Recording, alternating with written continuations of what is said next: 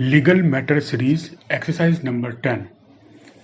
In the present case, it is not in dispute that the authorized collector was appointed by the state government in exercise of the powers under sections 5(7) and 5(8) of the Universities Act, and since then he has been holding charge of the committee of management of the college. Stop.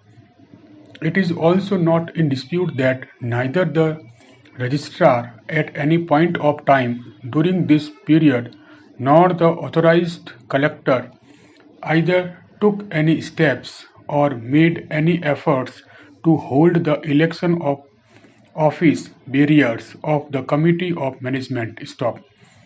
Further, it is also not in dispute that the registrar, insofar as the questions that fall for our consideration are concerned, was authorized to call a meeting of the general body of such society for electing such office bearers if he was satisfied that election of office bearers of a society had not been held within the time specified in the rules of that society, and that he did not exercise such powers. Stop.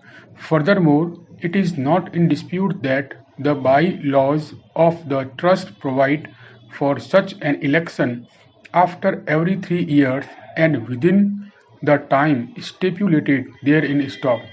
The time to hold elections after expiry of the term of the last elected body got over long back, that is before 1988, and at no point of time did the registrar make any effort or exercised his powers conferred under subsection 2 of section 25 of the Act 1960 to call a meeting of the general body for electing office bearers of the committee of management as contemplated therein. Stop. As is evident from the referral order, the division bench was of the view that so long as section 25(2) of the Societies Registration Act 1860 existed on the statute book, no mandamus could have been issued by the court directing any authority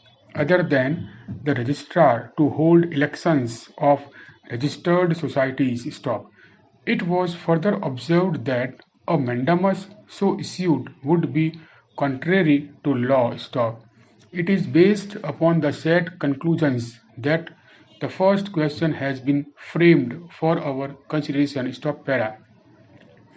In our considered view, the conclusion reached by division bench is based upon the assumption that section 25(2) is firstly of a mandatory character, and secondly that the same confers exclusive jurisdiction and authority on the registrar alone. Stop.